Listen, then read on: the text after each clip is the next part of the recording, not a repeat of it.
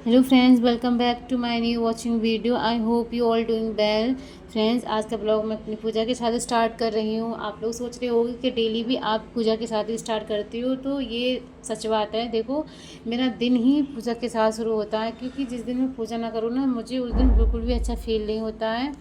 और मैं यही कहूँगी फ्रेंड, देखो, चाहे आप पढ़ाई कर रहे हो या नहीं कर रहे हो, थोड़ा टाइम भगवान जी के लिए भी निकाल लेना चाहिए।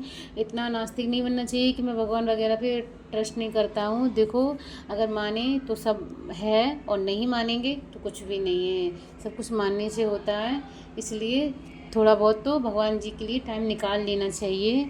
और अगर आपके मन में श्रद्धा है तो दिखावटी के लिए नहीं करना चाहिए कि हाँ हम पूजा कर रहे हैं, दिन रात पूजा करते हैं भगवान जी की। तो फ्रेंड्स, मेरी पूजा ख़त्म हो चुकी है और चाय बनने में पहले ही रख दी थी मैंने पूजा करने से, क्योंकि आज थोड़ा लेट सी हो रही हूँ मैं। और उसके बाद पढ़ाई भी स्टार्ट करूँगी, खाना भी बनाना है मुझे। और फ्रेंड्स, मेरी चाय बन चुकी है, और चाय पीने के बाद भगवान जी को सबसे पहले मैं चाय पिलाऊंगी, उसके बाद मैं खुद पीऊँगी और फिर मैं अपनी पढ़ाई स्टार्ट करूँगी।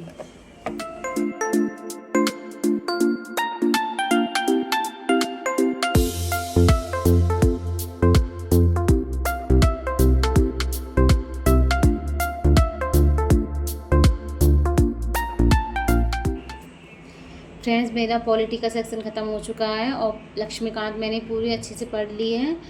और अब बस नोट्स बनाना बाकी है, क्योंकि नोट्स बनाने में तेरे को थोड़ा टाइम लगेगा। और ये 6-7 क्लास की एनसीईआरटी तो है नहीं पॉलिटी की, जो एक दिन में पढ़ें और नोट्स बनाने। और 6 और 7 क्लास की एनसीईआरटी भी होती तो भी एक दिन में नोट्स नहीं बनते हैं।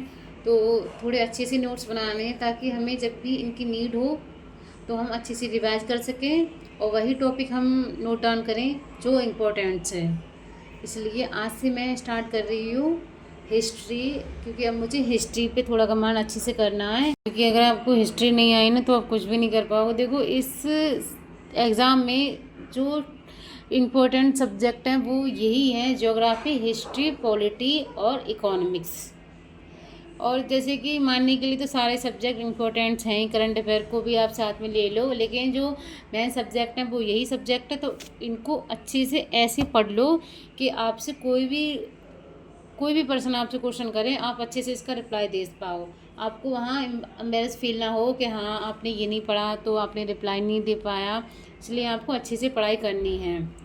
और फ्रेंड्स, अभी काफ़ी टाइम है। अगर आपने सोचा है कि 2025 में आप प्री का एग्ज़ाम देंगे, यानी कि यूपीएससी का प्री, तो अभी टाइम है। अगर आप अच्छे से तैयारी करेंगे तो आपका सिलेबस भी कवर हो जाएगा और आप मतलब अपने आप को अच्छे से तैयार भी कर पाओगे। इसलिए इतना घबराओ मत कि एग्ज़ाम बहुत जल्दी आ रहा है। आ तो रहा है, लेकिन आपको अपनी स्पीड भी तेज़ करनी पड़ेगी। देखो, इतनी स्लोली भी नहीं पढ़ना है कि एक एनसीईआरटी आपने 15 दिन में ख़त्म की है। इतनी स्लोली नहीं पढ़नी है। अगर आपको थोड़ा लग रहा है कि हाँ एनसीईआरटी थोड़ा मतलब ज़्यादा है, पढ़ने में टाइम लगेगा, तो 1 से 2 दिन ले लो। 1 से 2 दिन से ज़्यादा तीसरा दिन नहीं लगना चाहिए। और नोट्स वगैरह बना रहे हो, हाँ, तो 3 दिन 4 दिन लग जाए तो कोई बात नहीं, लेकिन रीड करने में इतना टाइम नहीं लगना चाहिए, क्योंकि एनसीईआरटी में इतने पेजेस नहीं होते हैं और ज़्यादा से ज़्यादा कम ही पेज होते हैं। मतलब इसमें जो हमारा आती है 6 क्लास की हिस्ट्री की एनसीईआरटी है, इसमें टोटल 10 चैप्टर हैं। तो मुझे यहाँ से पूरी एनसीईआरटी कंप्लीट करनी है। देखो, मैं ये पहले भी पढ़ चुकी हूँ, ऐसा नहीं है पहली बार पढ़ रही हूँ।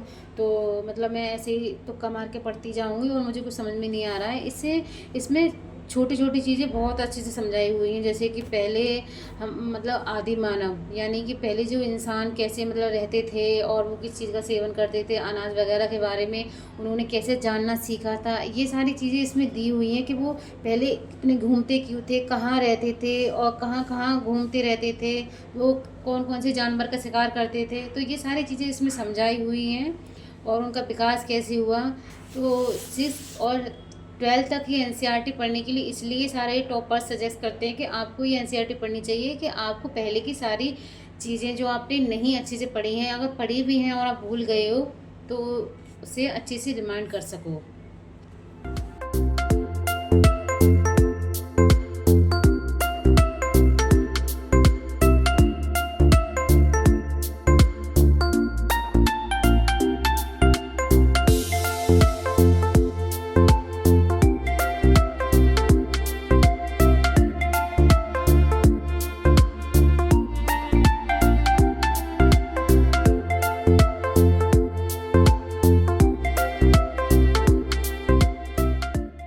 फ्रेंड्स मैंने करंट अफेयर की क्लास भी ले ली है और मैंने अब नोट्स बनाना रेडी कर दिया है पॉलिटी के। आज मैं दूसरे चैप्टर के नहीं तीसरे चैप्टर के नोट्स बना रही हूँ। तो आज की करंट अफेयर में पता है कौन कौन से क्वेश्चन दिए थे, मैं आपको बता देती हूँ। और फिर आप ये ना सोचो कि मतलब करंट अफेयर में तो क्वेश्चन कैसे आते हैं और आप कैसे नोट डाउन करते हैं।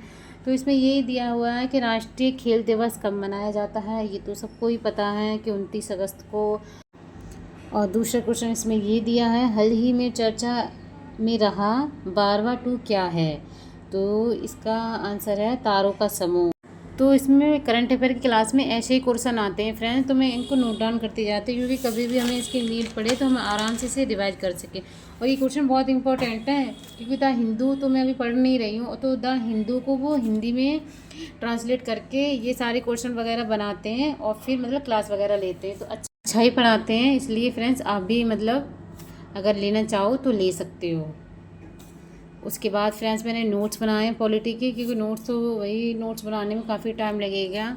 और अगर हम एक दिन में दो चैप्टर के भी नोट्स बनाएंगे तो भी फ्रेंड्स 1 महीना आप मान के चलो। क्योंकि देखो इतनी जल्दी कुछ भी चीज़ अगर हम जल्दी जल्दी में कर लेंगे ना तो बेकार, क्या फ़ायदा हमें दोबारा से नोट्स रेडी करने पड़े। इसलिए चाहे टाइम लग जाए लेकिन आप ऐसे नोट्स रेडी करो कि आपको लास्ट में भी ये नोट्स पढ़ें तो आपको ये लगे कि हाँ आपने अच्छे से रेडी किए थे और कोई दिक्कत ना आए।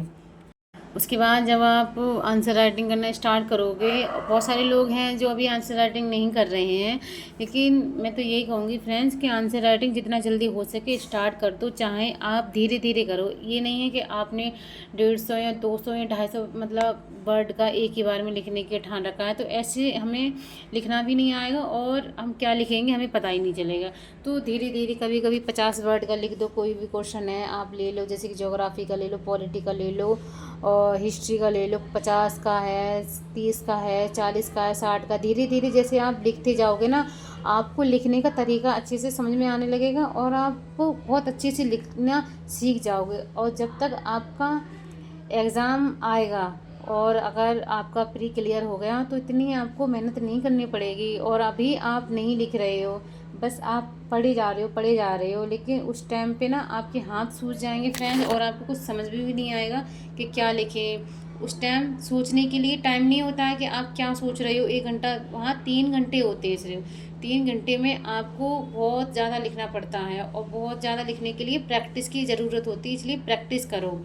एक दिन में आप चाहे 10 पेजेस भरो, आप टाइमिंग लगा के बैठ जाओ कि आपको 1 घंटे में इतने सारे पेजेस भरने हैं, लेकिन ऐसे नहीं कि कुछ भी लिखते जा रहे हो। बाकायदा अच्छे अच्छे नोट्स रेडी करो और फिर उसके बाद जब भी आपको टाइम मिले कोई भी क्वेश्चन उठाओ और फिर आंसर राइटिंग करना स्टार्ट करो।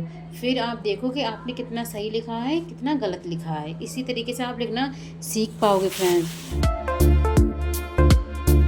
जितनी हम लिखने की कोशिश करेंगे उतना हमारा राइटिंग अच्छा होगा। देखो कभी कभी ऐसा होता है ब्लैंक पेज पे हमारा राइटिंग अच्छा नहीं होता है, क्योंकि हमें लाइन वाली कॉपी में लिखने की हैबिट होती है। तो पूरा एकदम सिंपल पेज अगर हमारे सामने आए तो हमारा राइटिंग अच्छा नहीं आता है।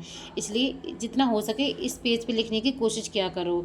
शुरू में मेरा राइटिंग बहुत गंदा आता था, फिर भी अभी थोड़ा सुधार आ गया है और धीरे धीरे मैं लिखूँगी तो और ज़्यादा सुधार आएगा। एक दिन में आप सुधार नहीं ला सकते, इसलिए डेली प्रैक्टिस करो। फ्रेंड्स अगर आपको मेरा ब्लॉग आज का अच्छा लगा हो तो प्लीज़ मेरी वीडियो को लाइक करें और चैनल को सब्सक्राइब करें। अब हम मिलते हैं कल, आप अपना ध्यान रखना, बाय।